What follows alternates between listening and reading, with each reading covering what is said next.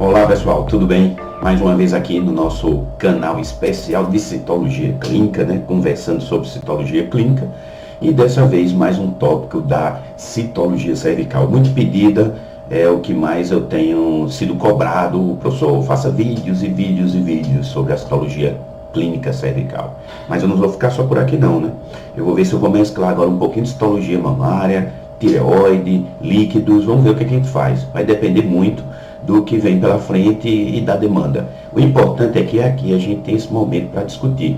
Bom, então é o seguinte, vamos ver o que eu trouxe hoje. O que eu trouxe hoje foi o seguinte: existe uma situação bastante interessante, que é a diferenciação entre células glandulares endoscervicais e endometriais. Então, isso é muito cobrado. Eu vejo muita gente pedindo mais informações sobre isso. Professor, eu sinto muita dificuldade nessa diferenciação, e com isso, consequentemente, vai ter dificuldade mais lá na frente nas lesões glandulares. Você tem que ter muito cuidado com as lesões glandulares, gente. É extremamente importante que você tenha conhecimento pleno devido à demanda, à grande procura e o pessoal pedindo muito a parte de citologia cervical. Eu achei interessante dar seguimento, até porque a cervical ela termina sendo uma base.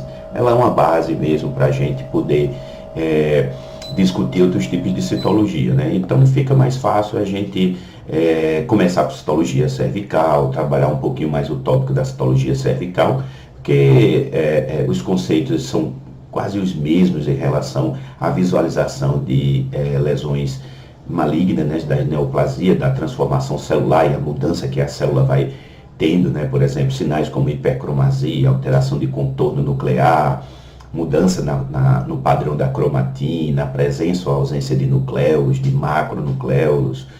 Então, os nucléolos mais, digamos que como o americano fala, inconpíscuos, não tão destacados, outros mais destacados, enfim. A gente vai se acostumando com esse padrão e leva isso para as outras citologias. Mas vamos lá. Falando sobre o que foi solicitado em relação aos pedidos que eu tenho recebido, Vários pedidos chegaram aos meus e-mails, à plataforma lá do Facebook, do Instagram. Então o pessoal vai sugerindo, vai mandando opções do que tem mais dificuldade, do que gostaria de ver o meu ponto de vista, ou o que é que eu tenho para passar. E aí eu achei uma coisa interessante, um ponto básico: discutir sobre morfologia de células glandulares. Por quê? Porque célula glandular, ela é, na realidade, da parte da citologia cervical, e eu não digo só cervical não, eu digo outros tipos de citologia também, que dá um diferencial muito grande, porque essas células, elas têm a capacidade de enganar, digamos assim, o citologista. Então, elas às vezes se parecem, as lesões se parecem, elas ficam parecidas, inclusive, com células escamosas.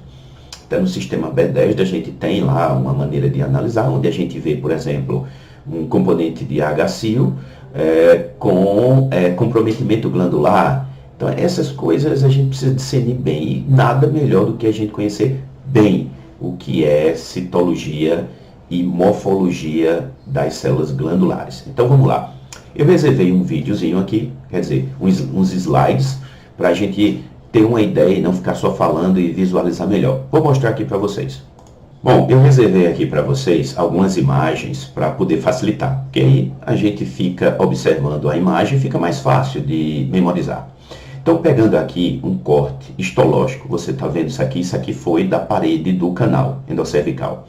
O que você vê aqui, as células tudo enfileiradas, como a gente já viu, já discutiu. Na parte das reentrâncias, onde você observa aqui, também são células glandulares. O citoplasma é fininho, então às vezes não fica tão delimitado como são as células escamosas, melhor dizendo. E aí o que acontece? Vamos ampliar isso aqui, vamos ver o que é que a gente consegue ir observando ainda mais. Então, eu passo para esse slide e aí eu vejo o quê? As células lá, uma do lado da outra, que a gente chama de empaliçada, E as células do canal endoscervical são as células glandulares endoscervicais. São células colunares, elas são altas, Ela tem muito citoplasma, tem como função principal, produzir mucina, o muco. E esse muco faz o quê? Começa a ser acumulado aqui no citoplasma, na parte superior. Isso faz com que o núcleo desça, o núcleo fica aqui, embaixo. E uma das coisas que a gente tem que perceber também é que o núcleo começa a ficar deformado por conta. Se você observar aqui, você vai ver que tem um núcleo meio amassadinho. E isso é que dá um problema um pouco maior quando a gente está analisando, principalmente para o principiante, quando começa a analisar as células glandulares. Ele vai ficar um pouco confuso, achando que aquele núcleo está deformado, que tem alguma coisa errada nele. Mas a gente tem que imaginar que esse núcleo sofreu pressão desse material e está sendo empurrado para baixo e às vezes fica um pouco amassado. Então, veja que se eu aumentar agora, eu ainda vou ver mais detalhes. Agora sim, eu consigo ver alguns limites citoplasmáticos. Vê que interessante. Material mais clarinho aqui no meio. Isso indica que tem material depositado dentro dessa célula. E o corante não pegou, porque precisaria de um corante que tivesse mais um pouco de afinidade por esse material. Por exemplo, se cora muito em material que tem muita molécula de carboidrato, o PAS, né, o ácido periódico de Schiff. Mas aqui é uma coloração hematoxilina e eosina, usado comumente nas biópsias, né? E aí, o que é que a gente vê? Um contorno com os núcleos. E agora a gente dá para ver aquilo que eu falei no slide passado. Veja só, um pouquinho amassado aqui, um pouquinho amassado aqui, né? Por quê? Porque um buco está empurrando esse núcleo fica como se fosse uma taça, tá vendo? Ó? Outro detalhe importante nas células glandulares endocervicais é que elas têm nucléolos. Os nucléolos são visíveis. Você consegue ver isso também na citologia tranquilamente. Então as células estão organizadas, elas formam uma camada só, por isso que é chamado de epitélio simples, né, colunar. E aqui o estroma, aqui embaixo o estroma com fibroblastos e outras células que são os componentes do estroma. Rosa são as fibras colágeno que fica lá na parte estromal. Mas vamos ver citologia, vamos ver o que é que dá. Olha agora quando a gente colhe. Podemos ver a mesma formação aqui, que tem lá quando a gente olhou no corte histológico, na preparação histológica, células escamosas, né? E aqui, os núcleos tudo empilhadinho para baixo, vê que interessante, amassados em alguns lugares. Aqui está melhor, né? Os núcleos estão mais redondos, a célula está comprida, dá para ver um pouco com destaque. Então, essa forma a gente chama paliçada. Mas essa forma aqui, que a gente chama muito em colmeia, em favo de mel, muito comumente usado esse termo. Ou seja, as células têm uma disposição, uma do lado da outra, uma do lado da outra. Então, é como se elas respeitassem o espaço de cada uma. Você vê que é o que a gente chama de arranjo ou agrupamento plano, muitas vezes chamado também em 2D. Aí você vê os núcleos, os núcleos bem redondos, núcleos grandes, o nucleolo aparecendo, dá para ver bem o nucleolo. Então, você vai ver na sua lâmina lá de citologia, ou em paliçada, todo jeito você está vendo muito citoplasma, ou elas vistas por cima em colmeia, ou favo de mel. É tanto que aqui, elas estão um pouquinho de lado. Tá vendo que você vê o citoplasma aqui? Células escamosas, né? Aqui do lado. Olha a diferença de uma para outra. Então, andando mais um pouquinho, a gente ainda pode distinguir elas por si só. Eu posso ter células com cílios, que são as células ciliadas. Você vê que o núcleo não é mais lá mesmo, colado na base, como é aqui, Parece que o núcleo está colado lá embaixo, amassado. A célula está começando a ficar quase que redonda de tanto material, de tanto muco que tem aqui. Tá vendo? Então, o que é que acontece? Você tem essas células que são chamadas de mucinosas e essas que são chamadas de ciliadas, todas células glandulares. E pode desenvolver essas daqui. Quando você estuda citologia, você vai ver que tem um termo chamado metaplasia tubária, quando você verifica a presença dessas glandulares ciliadas nas amostras de rotina de Papa Nicolau, né? Então elas devem ser citadas e devem ser reconhecidas pelo citologista. Mas vamos ver o seguinte, vamos comparar aquela estrutura do canal, eu posso até voltar, vou voltar. Ver como são as reentrâncias do canal endocervical, estou falando cervice, né? Canal endocervical. Aí eu volto para lá agora, vamos ver aqui e comparar. Olha como é mais organizado, tá vendo? Você tem espaços fechados, que a gente chama de glândulas, e tem estruturas que, quando você olha, parece uma ponta de dedo. que a gente pode chamar de digitiformes. Então, o útero é o seguinte, ele tem uma camada superficial de tecido conjuntivo denso, que a gente chama de perimétrio, não organizado, irregular, que serve como uma camada, uma película de proteção. E tem essa camada toda aqui, ó, de tecido muscular. Então, essa fibra muscular é do tipo lisa, músculo liso, tá? Eu tenho que ter uma camada assim, bem grande, por quê? Porque o útero ele vai esticar na gestação. Então ele precisa de ter material suficiente. E quando eu vejo essa camada aqui, onde eu tenho uma superfície escurinha aqui, ó, vê que interessante. E tem essa mais clara. Então é o estroma, né, com os seus capilares e tudo mais, células, fibroblastos, colágeno e tudo mais. E agora eu tenho uma superfície, ó, de epitélio. Isso junto eu vou chamar de endométrio. É a mucosa do endométrio. Vamos ampliar. Quando eu amplio, eu consigo visualizar as células de uma camada única. Essas células são mais baixas. Às vezes são chamadas de cuboide, enquanto as glandulares endocervicais são chamadas de colunares. E alguns livros tratam tudo igual, células colunares, né? Mas a diferença é, uma é mais alta do que a outra.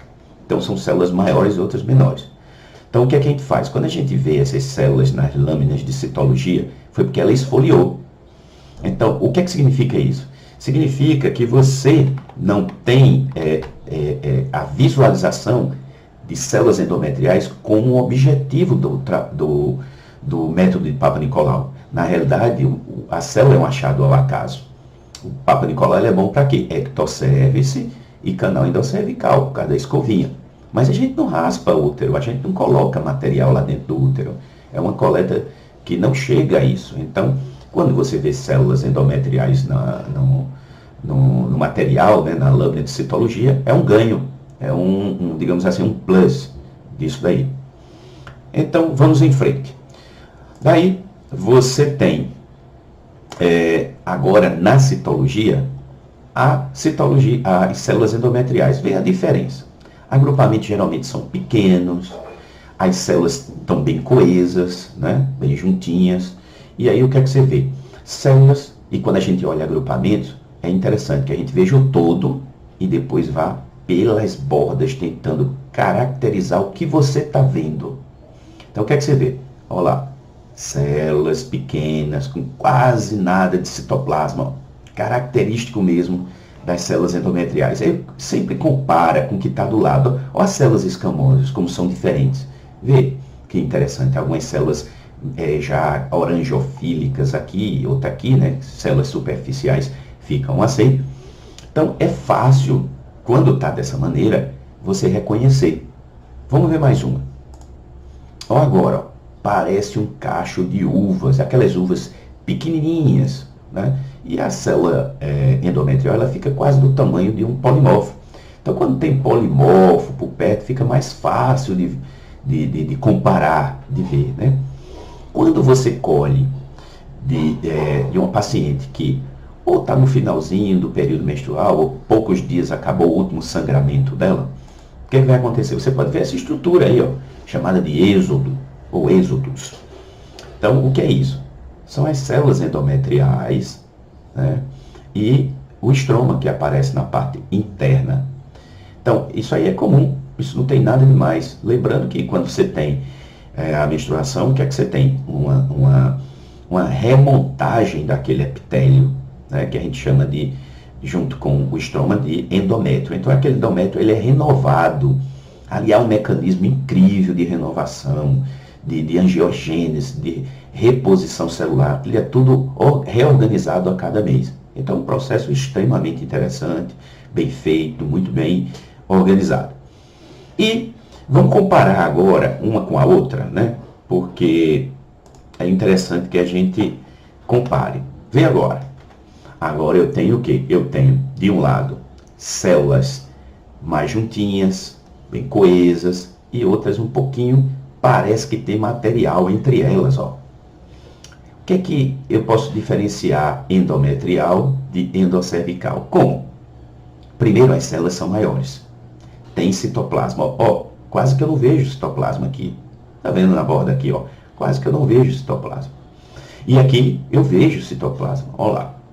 bastante citoplasma, né? E aí, vê que interessante, eu tenho aqui na borda as células que não ficaram de frente.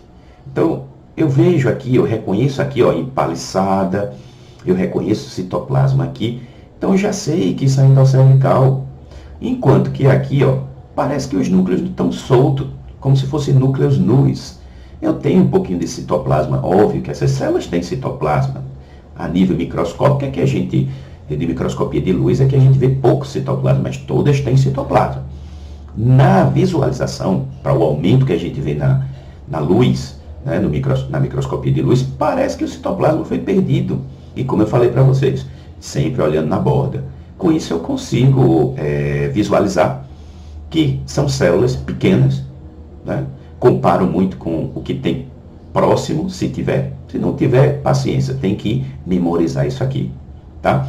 Então, endocervical, inclusive aqui está ajudando. Quando eu olho para cá, olho para cá, olho para cá, eu comparo com essas. E logo eu sei que se trata de um tipo de célula só, tá certo?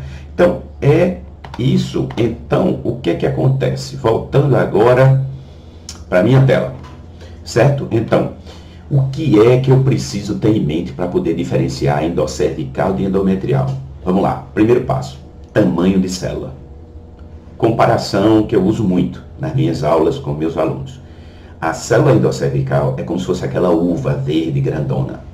A célula endometrial é como se fosse aquela uva pequenininha, roxinha, que ela está tão colada uma na outra que parece que ela encaixa uma na outra, né? Então, tamanho, o tipo de núcleo. Os núcleos das endometriais, eles são mais densos, mais escuros. Você vai ver que quase não consegue visualizar cromatina, nem muito menos núcleo. Ah, professor, mas eu já vi em alguns casos, sim, uma coloração mais fraquinha, um material mais bem espalhado na lâmina, pode dar essa condição, mas geralmente, certo? Geralmente, você vai ver um núcleo fechado, parecendo um núcleo de um linfócito, com aquela cromatina mais fina, densa, fechada. Quase não vê citoplasma, né? Os citoplasmas são escassos nas células endometriais, nas células endocervicais, eu vou ver citoplasma com facilidade. E os agrupamentos. Geralmente, os agrupamentos são planos, mas o que é que você pode encontrar? Nos agrupamentos endocervicais, eles podem ser grandes e ramificados às vezes, né? Por conta daquela, como eu mostrei, na bordazinha do canal, você vai ter aquelas reentrâncias e as células estão ali dentro, recobrindo aquilo tudo. Então eu posso ter alguns agrupamentos que vão na coleta sair, e grandes. No endométrio tem mais o quê? Ou esférico, ou então digitiforme, parecendo uma ponta de dedo. E aí você vai ver estruturas pequenas, arranjo pequeno, com não tantas células. Você pode ver também, na citologia tem isso. A gente tem regras, mas existem as exceções. Então, são várias exceções, mas a gente sempre fala primeiro do mais frequente, depois a gente vai atrás das exceções, tá certo? Então, lembra que as células glandulares endocervicais, geralmente você vê o quê? Nucleolo e uma cromatina um pouquinho mais grossinha do que a cromatina das células escamosas.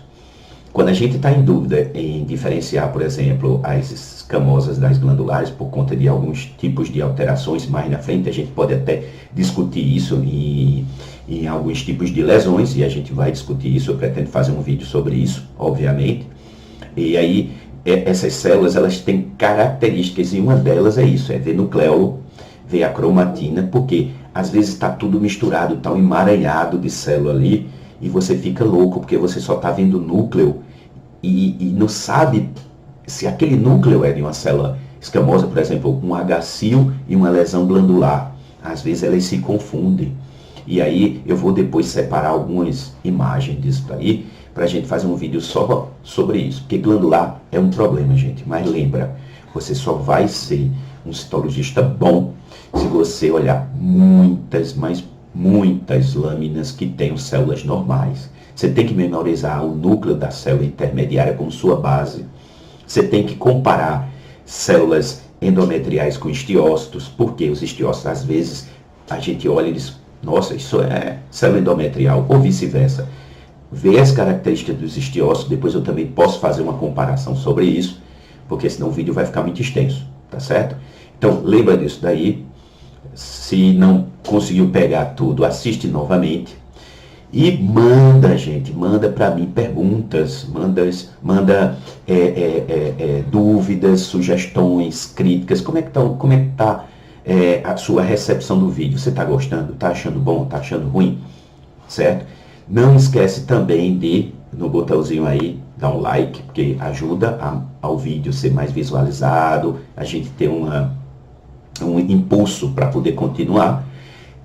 Tem um sininho lá que quando você clica, toda vez que eu fizer um vídeo novo, vai ser mostrado para você que tem um vídeo novo para você assistir. Eu estou fazendo semanalmente. E eu vou passar, não das quartas-feiras, mas vou passar agora para as quintas. Então, os dias dos vídeos vão ser quinta-feiras. Então, toda quinta eu libero um vídeo agora, porque fica melhor na quinta. Na quarta é meio complicado para mim. Tá certo? E os vídeos vão entre 15, 20 e poucos minutos. Não pode demorar mais do que isso. Tem que ser uma coisinha curtinha. Estou até falando demais nesse vídeo de hoje. Tá certo? Então, gente, muito obrigado por ter visualizado, por ter assistido e chegado até aqui. Sucesso para vocês e vamos nos encontrar no próximo vídeo. Até mais!